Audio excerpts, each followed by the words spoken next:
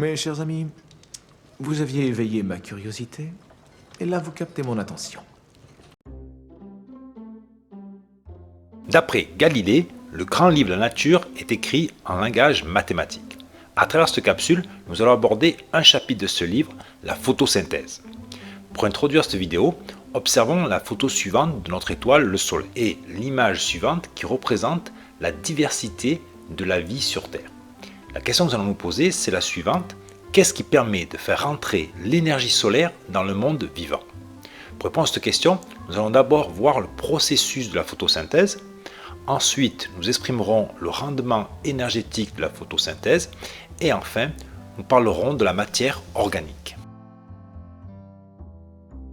Qu'est-ce que la photosynthèse? On peut la définir ainsi, c'est l'ensemble des réactions chimiques par lesquelles les végétaux, c'est-à-dire les plantes mais aussi les algues, et même certaines bactéries vont convertir l'énergie lumineuse issue du soleil en énergie chimique.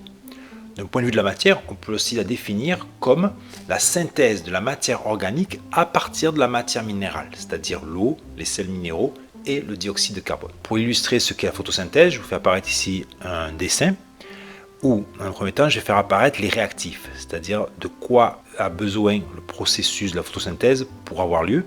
Donc d'abord, il faut de l'eau qui va être captée par les plantes à travers ses racines. Ensuite, on va avoir besoin de dioxyde de carbone, qui est un gaz donc, qui va être capté par les feuilles.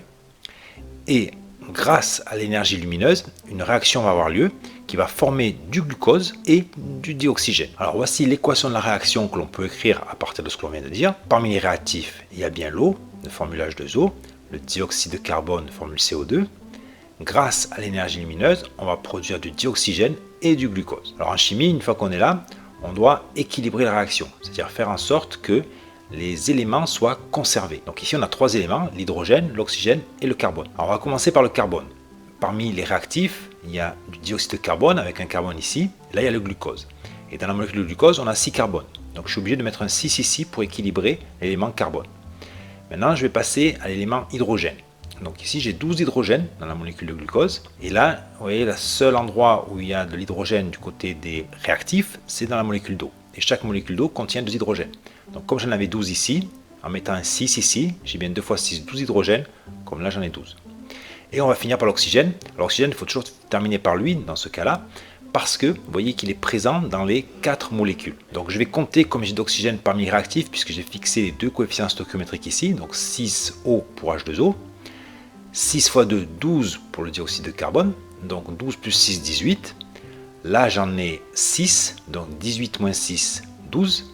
Et comme là j'ai une molécule de dioxygène, si je mets 6, ça sera bon, donc 6 fois 2, 12, plus 6, 18. Et je retrouve les 18 oxygènes ici. Pourquoi les feuilles sont-elles vertes? La photosynthèse a lieu à l'intérieur des cellules des feuilles, plus précisément dans les chloroplastes qui contiennent de la chlorophylle. Alors voici un schéma qui nous permet de mieux comprendre ce qui vient d'être dit ici.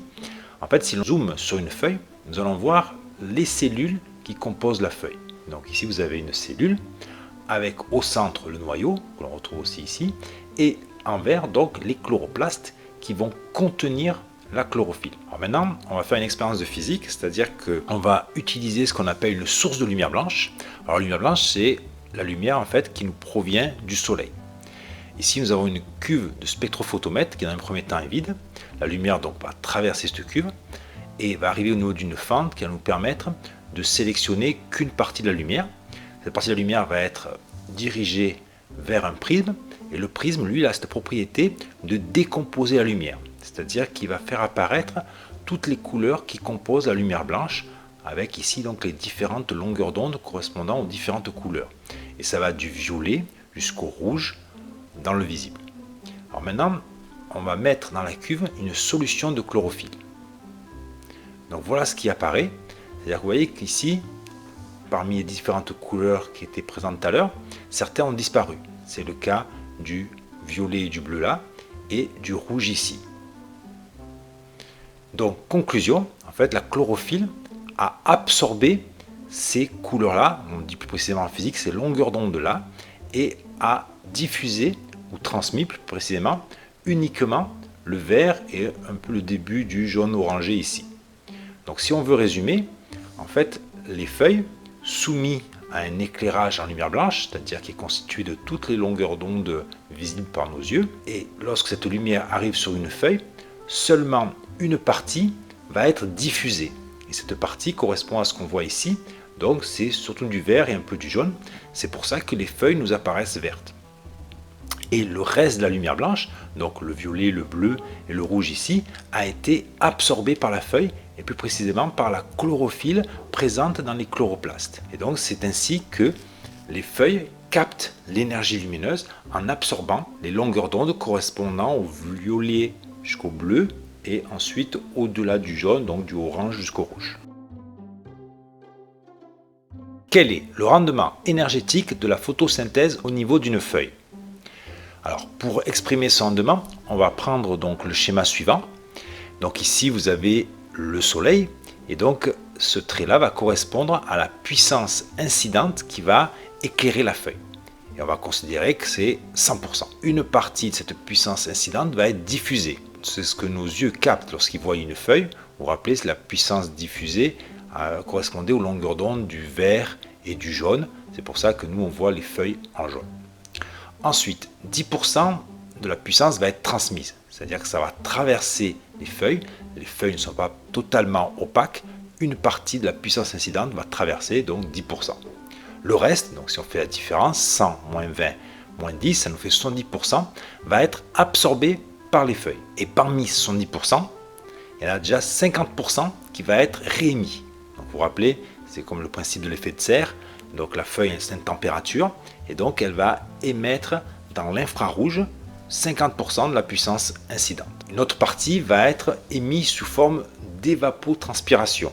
Donc ça, c'est un peu comme les êtres humains.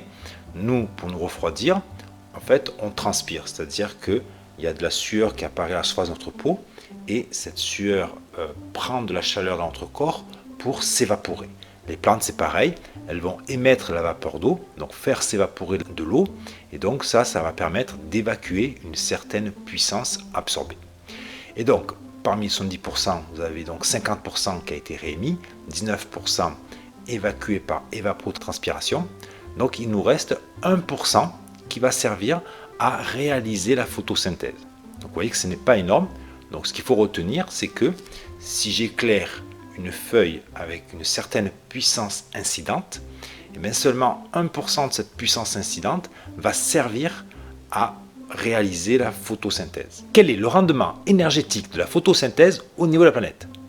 Donc, pour comprendre le principe de ce rendement au niveau de la planète, je vous fais apparaître ici donc une planisphère où l'on va voir les deux façons de produire de la matière organique. Tout d'abord, sur les continents. Là, ça va être assuré par les végétaux. Et donc là, nous avons une échelle en grammes de carbone organique par mètre carré et par jour. Donc vous voyez, plus c'est vert foncé, plus la production de carbone organique sera importante. Donc on voit qu'au niveau de l'Europe, ici, nous avons une relativement grande production de carbone organique. C'est pareil au niveau de l'Amérique du Nord. C'est pareil aussi au niveau de l'équateur, ici, avec les forêts tropicales. Donc dès qu'on a de la végétation, plus ou moins dense, il va y avoir une grande production de carbone organique. Par contre, au niveau des déserts, là, vous voyez, il y en a très peu. On retrouve ça ici, là aussi, au niveau de l'Australie, ici, l'Amérique du Sud. Voilà. Ensuite, deuxième endroit où va pouvoir se faire la production de carbone organique, c'est dans les océans. Et ça va se faire grâce au phytoplancton. Alors là, la production va être moindre. Vous voyez, ici, l'échelle était en grammes de carbone organique, et là, on va se retrouver en milligrammes. Donc là, on avait 60 au maximum, là 6,5. Donc dit autrement, la production est 100 fois moins importante. Donc pareil, c'est des milligrammes de carbone organique par mètre carré et par jour. Et donc plus la couleur est foncée, moins on va avoir une production. Donc vous voyez, au milieu des océans, en fait, à l'endroit où l'océan est le plus profond, on a très peu de production de carbone organique. Par contre, c'est lorsqu'on va se rapprocher des côtes, vous voyez ici, là, tout autour, là, on a une relativement grande production de carbone organique à partir du phytoplancton. Donc globalement, ce qu'il faut retenir, c'est qu'à l'échelle de la planète, la photosynthèse va utiliser seulement 0,1% de la puissance solaire disponible. Donc on avait vu quand on éclairait une feuille, il y avait seulement 1% qui était utilisé pour la photosynthèse, mais à l'échelle de la planète, il y en a 10 fois moins. Et on l'explique parce qu'en fait, toute la planète, toute la surface de la planète ne peut pas réaliser la photosynthèse. Donc 1/10 seulement la réalise, c'est pour ça que 0,1% de la puissance solaire totale va être utilisée pour réaliser la photosynthèse. Qu'est-ce qu'un écosystème? On peut le définir ainsi, c'est un ensemble d'êtres vivants qui vivent au sein d'un milieu ou d'un environnement spécifique et interagissent entre eux au sein de ce milieu et avec ce milieu. Alors pour illustrer, on va prendre l'image suivante, où ici on voit un arbre avec ses feuilles. Donc cet arbre, grâce à l'énergie solaire, va réaliser la photosynthèse et produire de la matière organique. Cette matière organique va être utilisée notamment par les chevilles qui vont être les premiers consommateurs, on appelle ça les consommateurs primaires. Ces chenilles vont ensuite pouvoir être mangées par des oiseaux, consommateurs secondaires. Ces oiseaux vont pouvoir être mangés par des carnivores tels que les renards.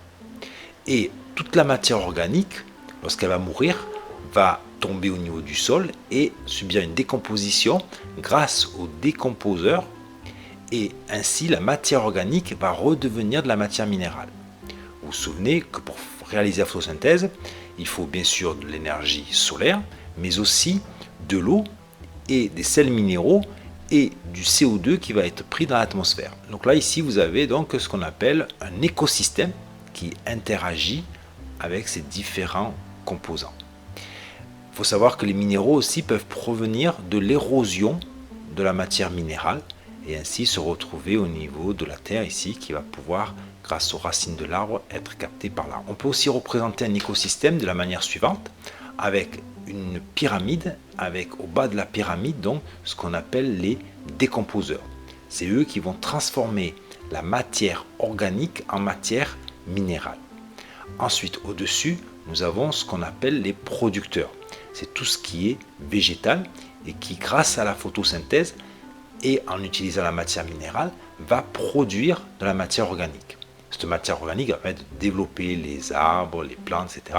Mais aussi va servir d'aliment aux herbivores qui vont directement manger les feuilles, etc. Ces herbivores, eux, vont servir d'aliment aux omnivores qui vont pouvoir à la fois manger certains herbivores et certains aussi de plantes. Et tout au-dessus, on a les carnivores, eux vont uniquement se nourrir de matières vivantes telles que les herbivores. Pour résumer, on peut dire que la photosynthèse, c'est le processus de production de la matière organique dans un écosystème. Comment se forment les combustibles fossiles? Tout d'abord, les combustibles fossiles, c'est ce qu'on appelle le pétrole, le gaz ou le charbon.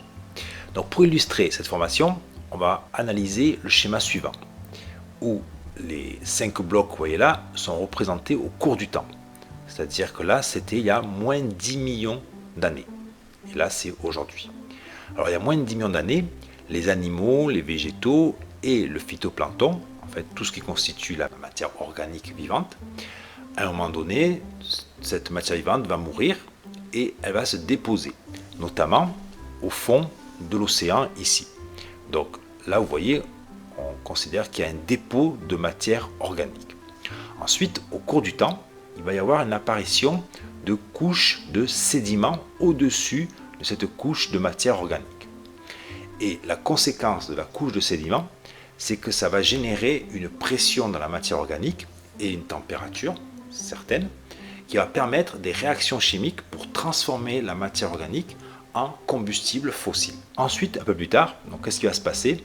La couche de sédiments sera transformée en une roche et des fractures vont apparaître dans cette roche qui va permettre au combustible fossile de remonter et de se retrouver ici piégé dans une poche. On appelle ça une poche dans la roche. Et à l'heure actuelle, qu'est-ce qui se passe? Nous, les hommes, on a repéré que la matière du combustible fossile était enfermée dans ces poches de roche.